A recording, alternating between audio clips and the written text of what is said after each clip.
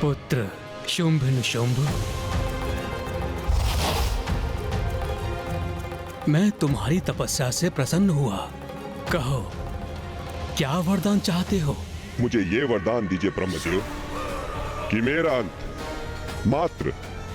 मात्र नारी शक्ति से हो। और मुझे ये वरदान दीजिए ब्रह्मदेव कि मेरा वध भी नारी शक्ति से ही हो, और वो नारी जो मेरे ही शरीर से उत्पन्न हो। तथास्तु तथास्तु तथास्तु तथास्तु।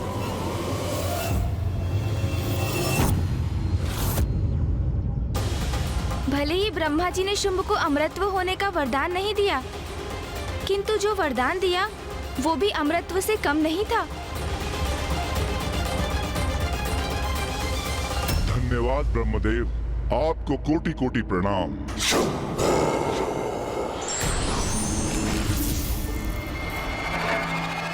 भ्राता शुंभ, ये आपने कैसा विचित्र सा वरदान मांग लिया है ब्रह्मदेव से। भला आपके शरीर के भीतर कोई नारी कैसे रह सकती है? तुम भी नहीं समझे ना भ्राता निशुंभ? तो सुनो, जब कोई नारी मेरे भीतर रह ही नहीं सकती, तो मुझसे बाहर भी नहीं आ सकती। और जब कोई नारी ऐसी होगी ही नहीं, तो क्या निशुंभ, मेरा वध भी असंभव हो जाएगा। अर्थात मैं शुंभ अमर हो जाऊंगा, अमर हो जाऊंगा।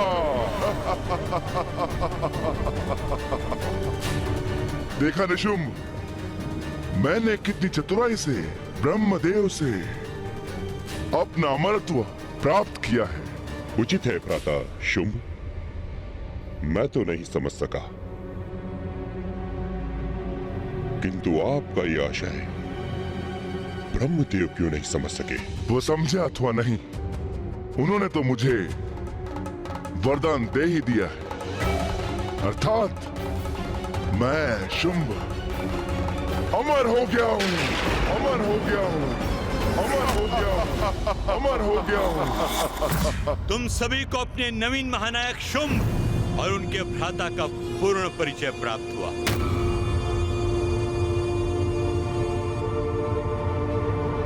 अब मैं असुर गुरु शुक्राचार्य शुंभ को असुरों के महानायक का पद सौंपता हूँ।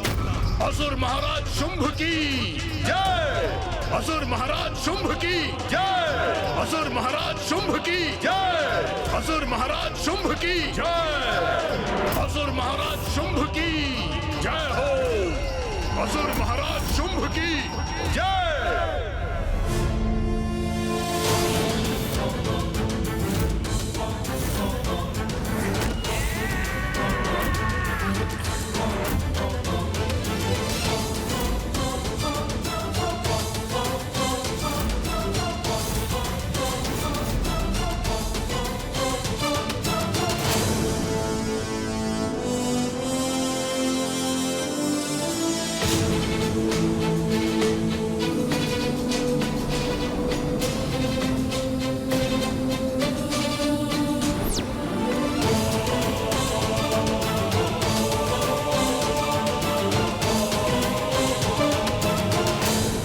कल्याण हो शुंभ, विजयी भव।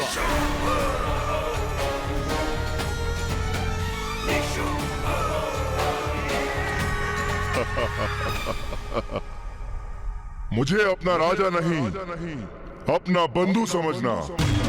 मैं यहाँ राजा बनने नहीं, आपका मित्र, सहयोगी बनने आया हूँ। आज से मेरी प्रत्येक श्वास, मेरा प्रत्येक कर्म, मेरे जीवन का एक एक पल मात्र और मात्र असुरों की भलाई और उत्थान के लिए समर्पित होगा।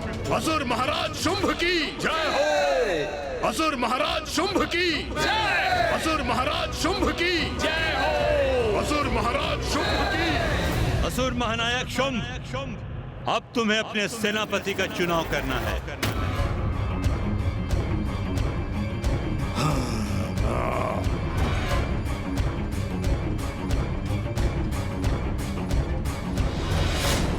मेरे सेनापति कौन होंगे ये तो स्पर्धा के समय ही निश्चित हो गया था गुरुदेव।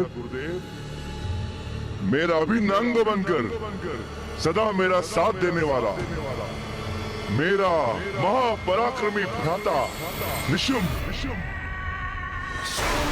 मेरा प्रधान सेनापति होगा।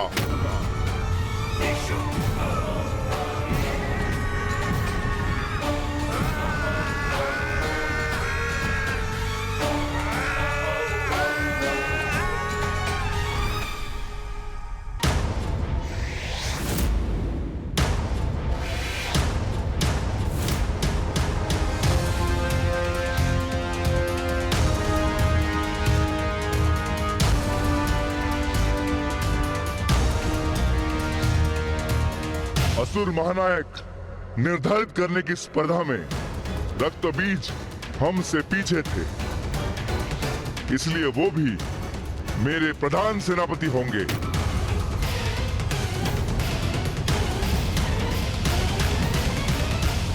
और उनके पीछे थे महापराक्रमी असुर चंड मुंड और धूम्रलोचन, इसलिए मैं इन तीनों को भी अपना सेनापति नियुक्त करता हूं।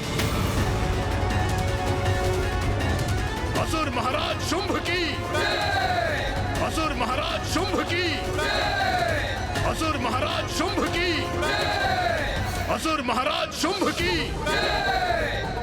अन्य सारे योद्धा मेरे असुर सेना के अंग बनेंगे और हमारा एकमात्र लक्ष्य होगा देवताओं की पराजय और असुरों की विजय, असुर समुदाय का उत्थान।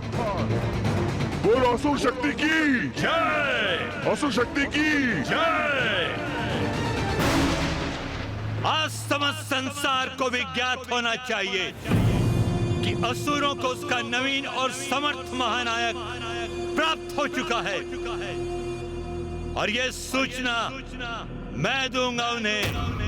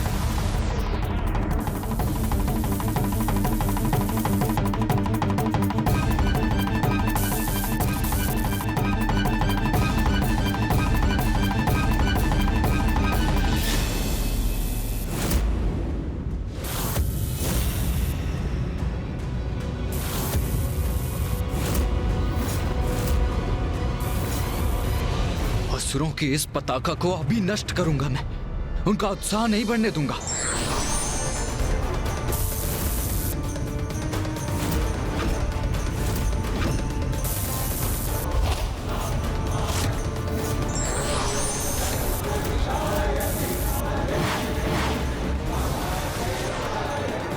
भैया, ये आपने क्या कर दिया?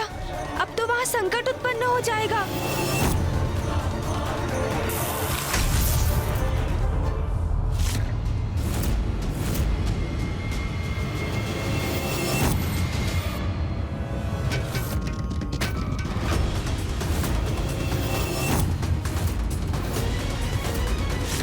ये क्या हुआ? हमारी असुर पताका खंडित कैसे हो गई? ये कैसे अनिष्ट का संकेत है? तो कदाचित देवताओं को ज्ञात हो ही गया। उनकी इस उदंडता का भी उचित दंड दूंगा उन्हें। ये उचित नहीं हुआ।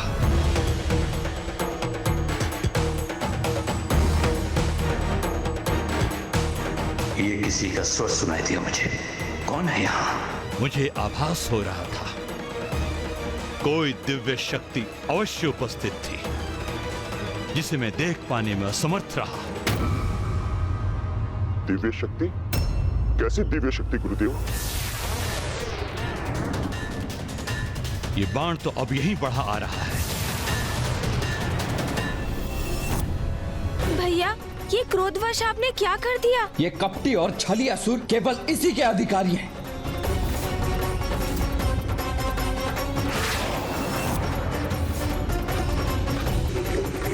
अरे, ये बाण तो पताका को नष्ट कर अब हमारे असुर महाराज की ओर बढ़ रहा है। ये तो घोर संकट है।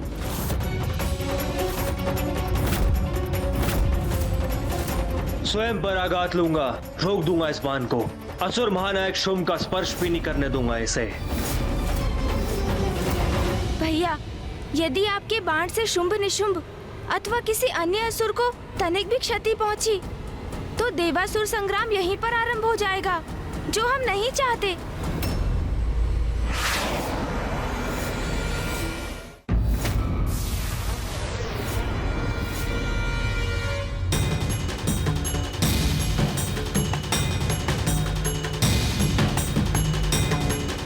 उचित कहता है गणेश। यदि अभी देवासुर संग्राम हुआ तो क्षति देवताओं को ही पहुंचेगी।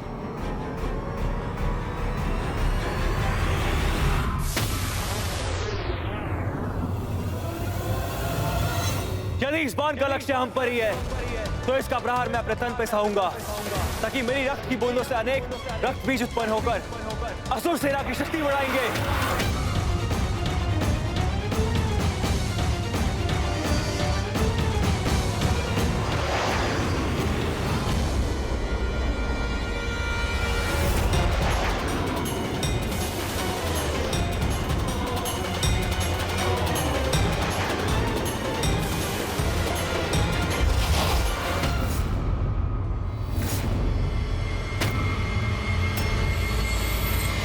मुझे क्षमा करना गणेश। क्रोध के प्रभाव में अपना धैर्य खो बैठा था मैं। मुझे ज्ञात था यहाँ हमारे मध्य किसी अवांछित उपस्थिति का आभास था। मुझे कोई दिव्य शक्ति थी गुप्त रूप से यहाँ पर, और हमें आभास भी नहीं हुआ। हमारी पताका खंडित कर दी उस शक्ति ने। अपमान किया है असुर शक्ति का। कदाचित असुरों पर संकट का संकेत है ये। आप इतने चिंतित क्यों हैं, असुर गुरु? चिंतित क्यों हूं मैं? असुर महानायक शुंभ, मैं आपको बता रहा हूं कि यहाँ पे कोई दिव्य शक्ति थी, फिर भी ये प्रश्न आप मुझसे पूछ रहे हैं। चिंता त्याग दीजिए असुर गुरु। देखिए आपके समक्ष कौन है। मैं शुंभ, सर्वशक्तिशाली शुंभ, जिसे आपने अभी असुरों का महानायक घोषित किया है।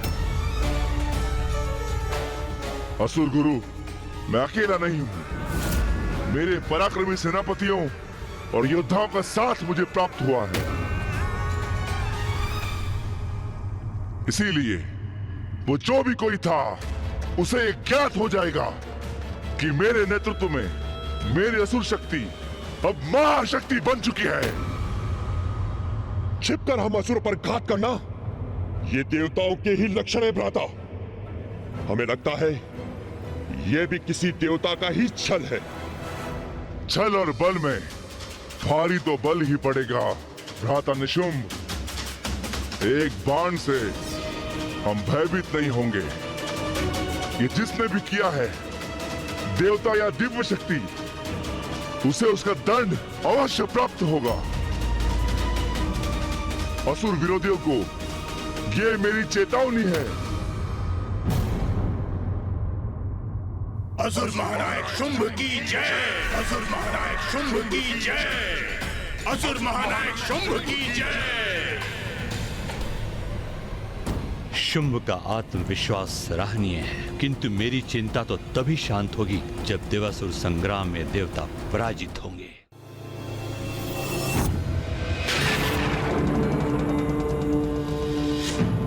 मुझे आभास हो रहा है भैया, संकट निकट है। हमें शीघ्र देवराज इंद्र का आवाहन कर उन्हें भी सचेत करना चाहिए। आप सर्वथा उचित कह रहे हैं गणेश जी। देवराज इंद्र और अन्य देवताओं को इस संकट के प्रति सतर्क हो जाना चाहिए था।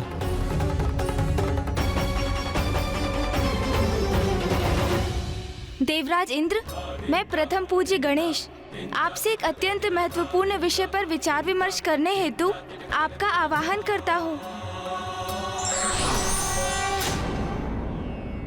प्रथम पूज्य गणेश जी, कुमार कार्तिकेय और ऋषि मार्कंडे, आप सभी को मेरा प्रणाम। प्रणाम देवराज। प्रणाम देवराज। गणेश जी, आप कुमार कार्तिकेय और ऋषि मार्कंडे के साथ अभी तक यहीं पर स्थित हैं। मेरा तो अनुमान था कि आप अब तक लौट गए होंगे।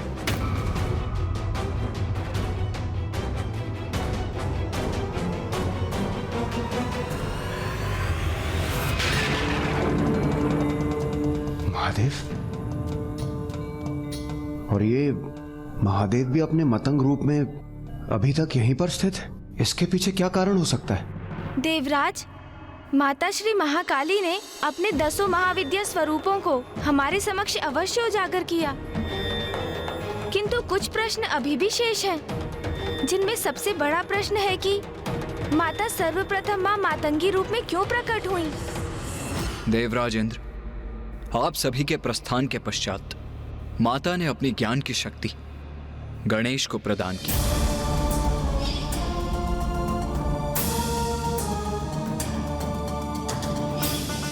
और अपनी आगे की शेष कथा बताने का दायित्व भी उसे सौंपकर वो अचानक अंतर्ध्यान हो गई। उनके अंतर्ध्यान होने के उपरांत हम महादेव से ज्ञात करने यहाँ पहुंचे कि माता एकाएक कहाँ चली गईं, किंतु यहाँ पाया कि महादेव अभी भी ध्यान में लीन हैं।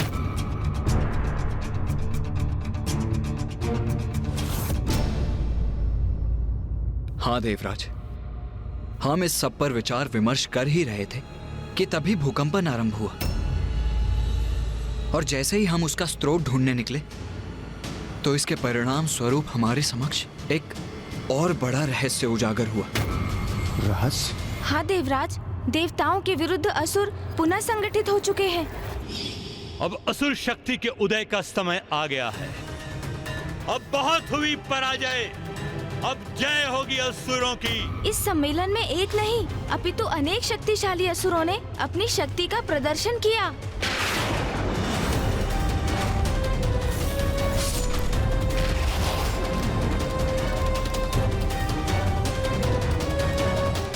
असुर गुरु शुक्राचार्य की देखरेख में असुरों का ऐसा महासम्मेलन? ये सावधान रहने का समय है देवराज। संकट समक्ष है हमारे, क्योंकि भयंकर बलशाली असुरों समेत शुंभ और निशुंभ का भी उदय हो चुका है।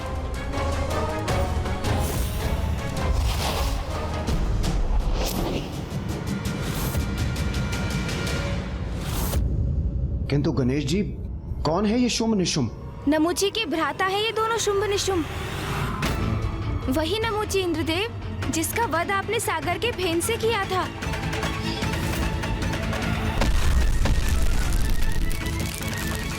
गणेश जी, देवताओं के लिए महासंकट बन चुका था नमुची, जिस कारण मुझे उसका वध करना पड़ा। हमारा घोर शत्रु था वो। और अब उसी नमुची के भ्राता देवताओं के लिए और भी घोर शत्रुता का भाव लेकर उसकी मृत्यु का प्रतिशोध लेने प्रस्तुत हुए हैं। हमें ज्ञात करना होगा कि इन असुरों की मंशा क्या है, क्या चाहते हैं ये। गणेश जी, लालच तो असुरों की प्रवृत्ति है। उन्हें कितना भी क्यों न प्राप्त हो जाए, वो सदैव स्वर्ग पर अपना घात लगाए रहते हैं। स्वर्ग को हमसे छीनकर वहां अपना आधिपत्य स्थापित करना चाहते हैं। गणेश जी, इससे पूर्व की शुंभ निशुंभ हमारे लिए कोई संकट उत्पन्न करे, हमें ही उन पर आक्रमण कर उन्हें कुचल देना चाहिए। गणेश जी, कदाचित आपने यही सुझाव देने मुझे यहां बुलवाया होगा, किंतु गणेश जी आप चिंता मत कीजिए। मैं देव सेना को एकत्रित कर शुंभ निशुंभ के विनाश को सुनिश्चित करता हूं। देवराज, इतना सरल नहीं है उन असुरों का विनाश। इतना सहज नहीं है इस समस्या का समाधान। सेनापति कुमार कार्तिकेय, मैं कुछ समझा नहीं। आपके नेतृत्व में देव सेना इन दुष्टों पर अवश्य विजय प्राप्त करेगी, मुझे पूर्ण विश्वास है। देवराज, शुंभ निशुंभ का वध एकमात्र माता के हाथों से ही संभव है। हाँ, ब्रह्मदेव का वरदान है इन्हें कि इनका अंत स्त्री शक्ति से ही हो सकता है।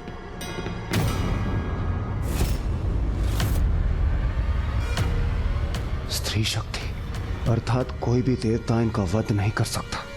और जब तक माता स्वयं अपने प्रत्यक्ष दर्शन नहीं देती और इन असुरों से युद्ध कर उनका अंत नहीं करती, तब तक आपका सावधान रहना अति आवश्यक है।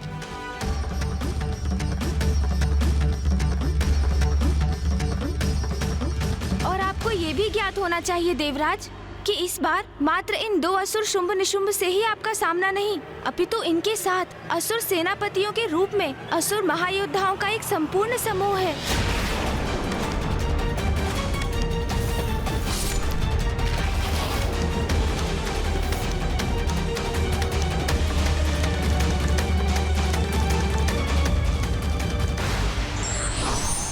संकट आने के पूर्व उसके समाधान पर विचार करना ही बुद्धिमानी है।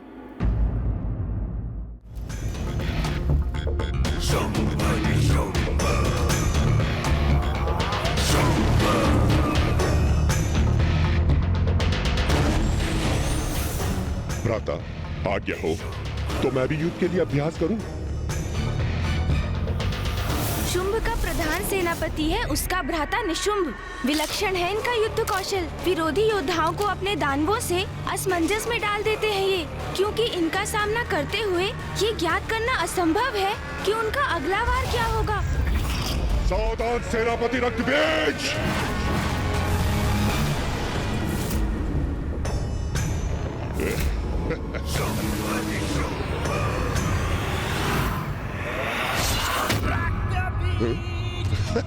शुंभ का दूसरा सेनापति है रक्तबीज, और रक्तबीज अपने रक्त की बूंदों से अपने प्रतिरूपों को उत्पन्न करने की क्षमता रखता है।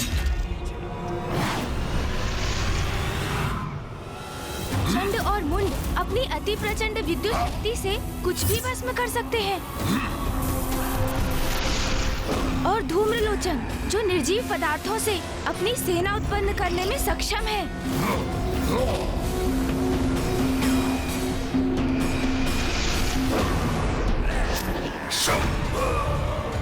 और शुंभ जो अपनी स्तंभन शक्ति से विरोधी योद्धाओं को स्तंभित कर सकता है।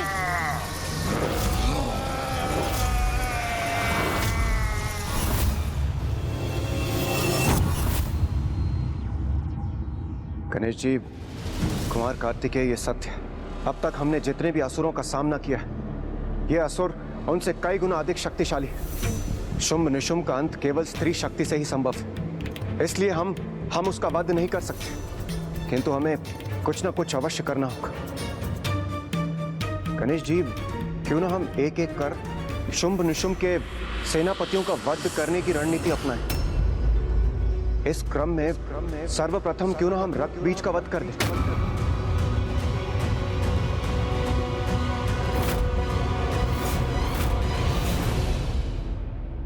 रक्तबीज का वध तो मुझे असंभव प्रतीत हो रहा है। क्यों गणेश? क्यों असंभव है उसका वध? हाँ गणेश जी, इतना शक्तिशाली क्यों है? कौन है ये रक्तबीज? प्रतीत होता है कि माता ने उन्हें जो शक्ति प्रदान की है, उसकी सहायता से गणेश जी ने उस रक्त बीज के विषय में सब कुछ ज्ञात कर लिया है। आप सर्वथा उचित समझे ऋषिवर। असुर सेनापति रक्त बीज का जन्म ऋषि कश्यप और माता दनु के पुत्र रम की चिता से हुआ था, और रक्त बीज को प्राप्त शक्तियों के पीछे पिताश्री का ही आशीर्वाद है। हाँ भैया, उसने महादेव की घोर तपस्या की।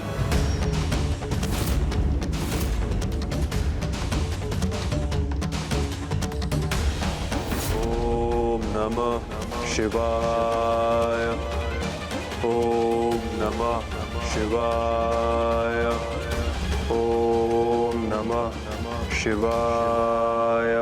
अनेक वर्षों तक तप में लीन रहकर रक्तबीज पिताश्री की आराधना करता रहा। ओम नमः शिवाय, ओम नमः शिवाय।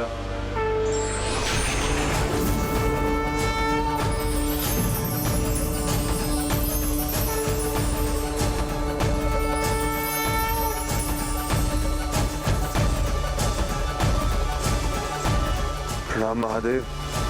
मैं तुम्हारे तप से प्रसन्न हुआ। कहो क्या वरदान चाहिए? रक्त बीज ने सर्वप्रथम पिताश्री से अमर होने का वरदान मांगा, किंतु पिताश्री के समझाने पर कि ऐसा वरदान सृष्टि के नियमों के विरुद्ध है, इसलिए वो उसे अमरत्व नहीं प्रदान कर सकते। तो फिर रक्त बीज ने कहा, महादेव, मेरे आराध्य, मेरे प्रभु, तो मुझे ये वरदान दीजिए कि मेरे शरीर से रक्त की एक बूंद भी जब पृथ्वी पे गिरे तो मेरे ही समान शक्तिशाली मेरे प्रति रूप उत्पन्न हो। तथास्तु, तथास्तु।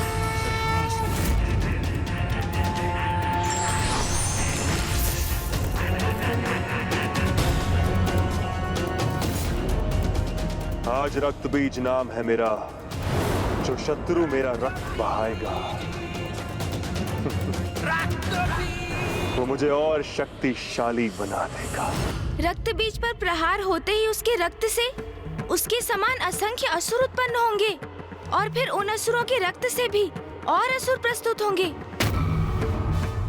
और यही वरदान पिताश्री ने दिया। इसलिए मेरे अनुसार इससे युद्ध कर इसका वध करना अत्यंत जटिल कार्य है।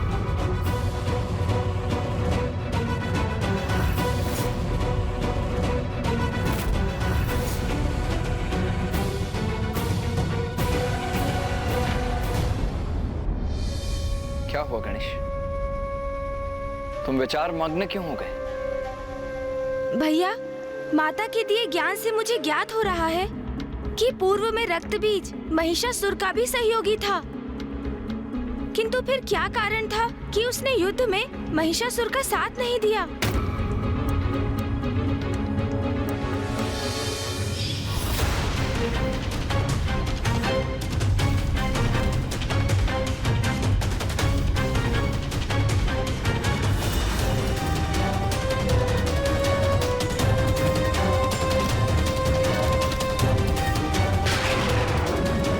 कदाचित युद्ध से डरकर ही वो लौट गए होंगे। क्या? रक्त बीज भयभीत होकर युद्ध से पीछे हट जाए? वो ऐसा योद्धा तो प्रतीत नहीं होता गणेश। अवश्य महिषासुर और उसके बीच कोई ना कोई मतभेद रहा होगा। किंतु कुमार कार्तिकेय, उसने महिषासुर का साथ छोड़ भी दिया तो उसमें हमारा क्या लाभ है? क्योंकि वो अब भी दुष्टता का ही साथ दे रहा है। वो शुंभ निशुंभ का सेनापति बन बैठा है। शुंभ निशुंभ और रक्त बीज के समान वरदान प्राप्त करने में चंड और मुंड भी पीछे नहीं है।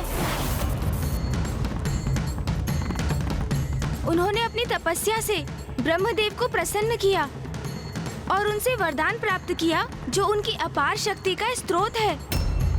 देवराज इंद्र, शुंभ और निशुंभ आपके प्रबल शत्रु हैं, क्योंकि आपने उनके भ्राता नमुची का वध किया था।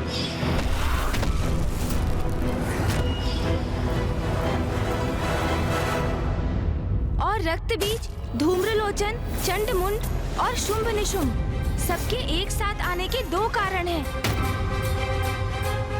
प्रथम, असुर गुरु शुक्राचार्य द्वारा उनका मार्गदर्शन, और द्वितीय, देवताओं के प्रति उनकी घृणा और स्वर्गलोक पर अधिकार पाने की लालसा।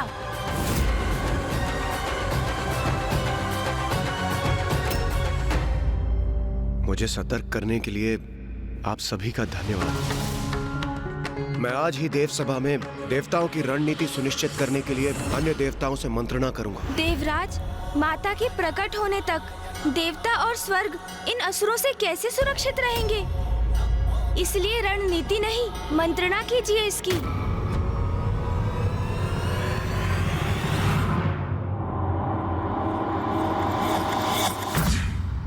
उचित है, सर्वथा उचित है प्रथम पूज्य गणेश का सुझाव। अभी जो भी हो, हमें शुंभ और निशुंभ से कदापि युद्ध नहीं करना चाहिए। क्रोध के आवेग में आकर यदि हमने असुरों से युद्ध किया तो उससे हमारी ही हानि हो सकती है। किंतु हमें सतर्क और सचेत रहना होगा, सावधान रहना होगा और शुंभ निशुंभ के अगले दांव के लिए तैयार रहना होगा।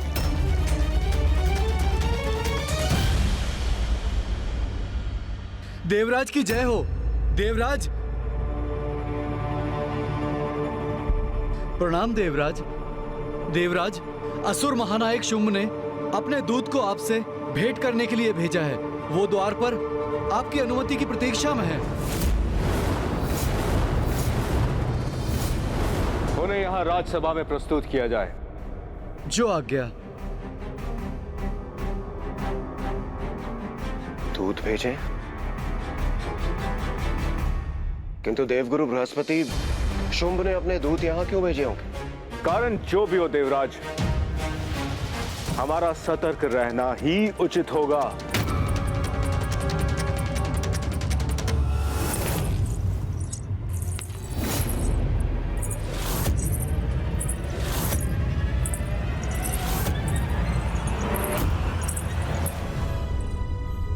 दूध के वेश में यदि असुर योद्धा हुए तो उनके लिए भी तैयार रहेंगे हम।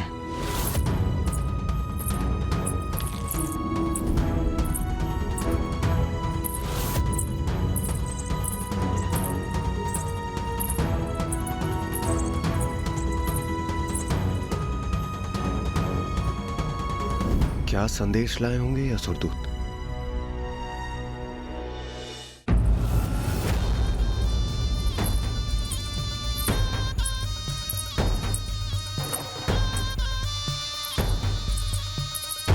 स्मरण रहे, आप सभी चौकन्ने रहिए, किसी भी प्रकार की परिस्थिति के लिए तैयार रहिए, किंतु आक्रमण तभी कीजिएगा जब मैं संकेत दूं।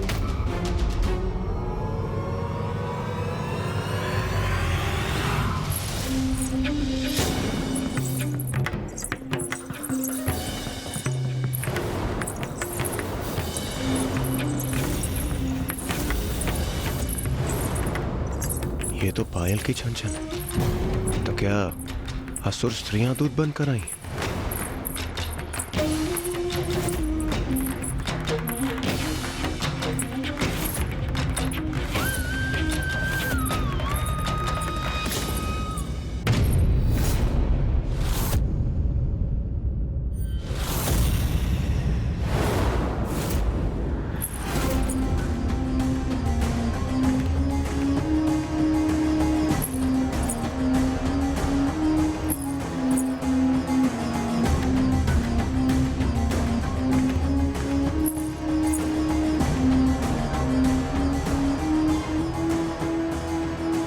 सावधान देवराज, सावधान। इस सुंदरी के रूप में असुरों का छल हो सकता है ये।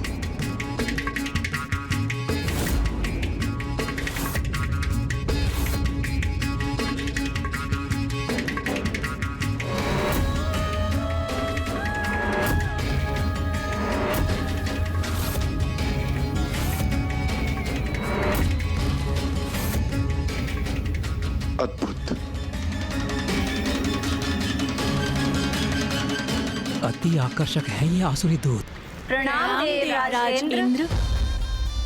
प्रणाम देवगुरु बृहस्पति। प्रणाम देवगण। ओ, तो आप सभी हैं असुर महानायक के दूत।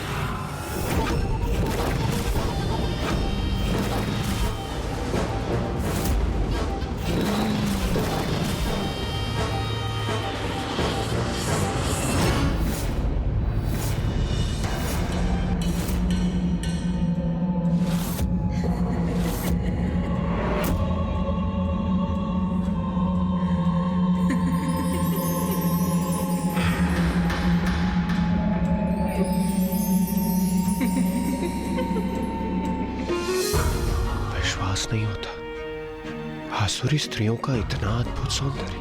हाँ देवराज, मैं स्वर्णलता हूँ।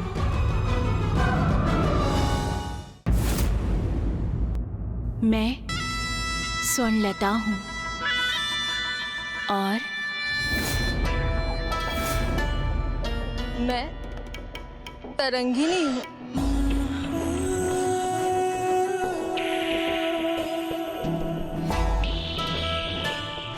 और मैं रजत लता।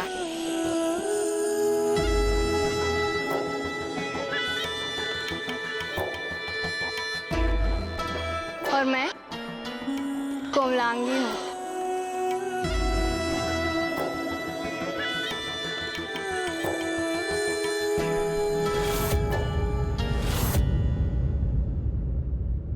हम सभी असुर महानायक शुंभ के दूत हैं।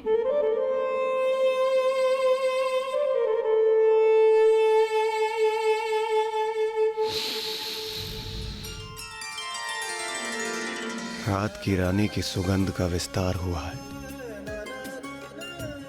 जो मेरे लिए अत्यंत प्रिय पुष्प है। और मेरे भी। स्वर्ग की अप्सराओं से भी अधिक सौंदर्य है आप सभी का। मुझे ज्ञात नहीं था पाताल के गर्भ में भी इतना अनुपम सौंदर्य छिपा। आपको ज्ञात होता भी तो कैसे देवराज?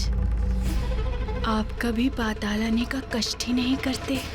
अब आप सबसे भेंट हो ही गई है तो देवराज इंद्र को ये कष्ट अवश्य उठाना होगा।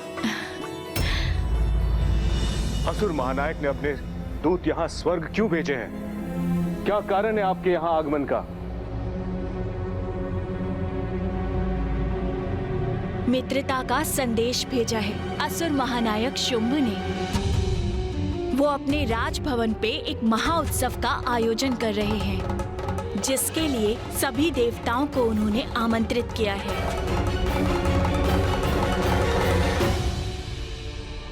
किंतु उन्होंने ये भी कहा है कि हमारी मित्रता स्वीकार कर सभी देवगण हमारे उत्सव में पधारें, अन्यथा हमसे युद्ध करें।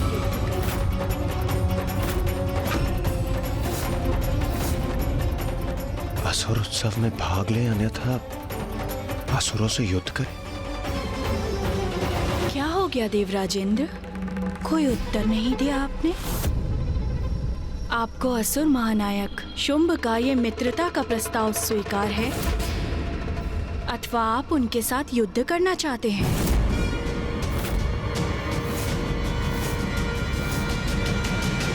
कहिए, हम आपका क्या संदेश लेकर जाएं उनके समक्ष?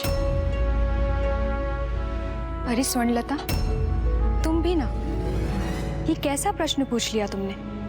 क्या हुआ रजतलता? क्या हमने देवराज से कोई अनुचित प्रश्न पूछ लिया?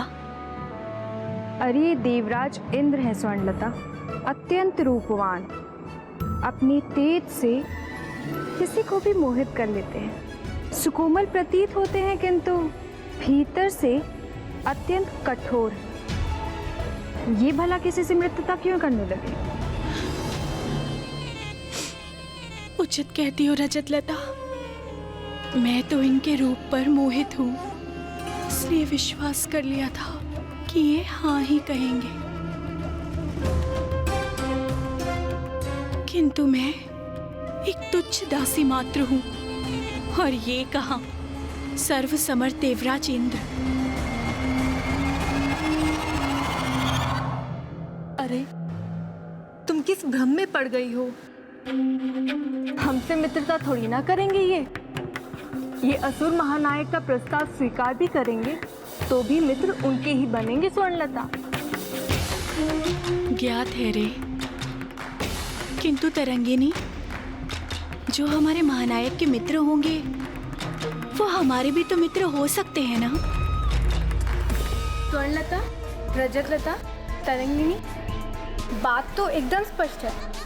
हमने देवराज इंद्र को 2 परिस्थितियों में चुनाव करने का प्रस्ताव दिया, किंतु वो शांत ही हैं।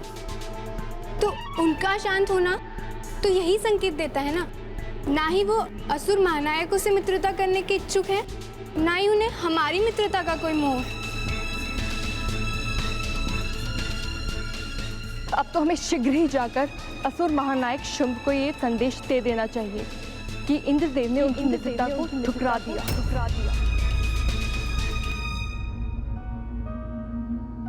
मैं भी कैसी मूर्ख हूँ, भूल गई थी कि देवराज इंद्र वीर हैं, प्रबल प्रतापी योद्धा हैं। वो तो युद्ध ही चुनेंगे, फिर हमारे हृदय में चाहे जो भी आघात लगे उस आघात की इन्हें चिंता क्यों हो?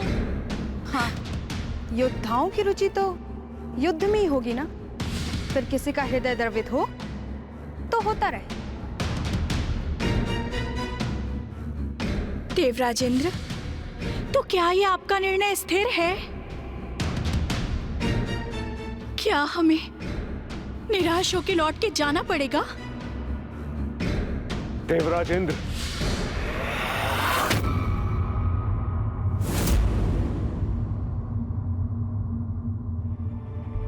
रुक जाइए, रुक जाइए, रुक जाइए।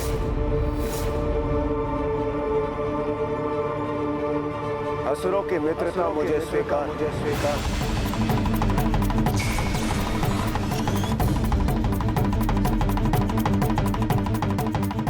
ये क्या कह रहे हैं देवराज?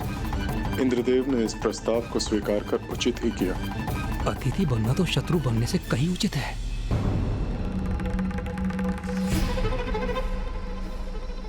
हाँ देवराजेंद्र, आप अनुमान नहीं लगा सकते कि आपने कितनी प्रसन्नता दी है मुझे। मेरे आनंद की कोई सीमा ही नहीं है। मेरी राजसभा में मैं भला आपको कैसे निराश कर सकता था?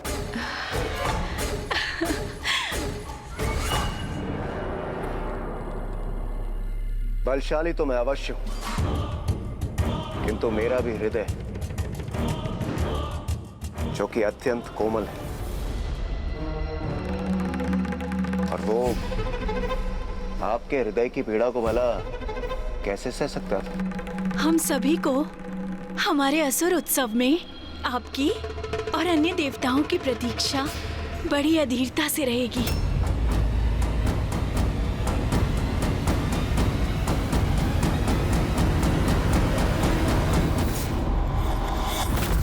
इंद्रदेव ने ये क्या कर दिया?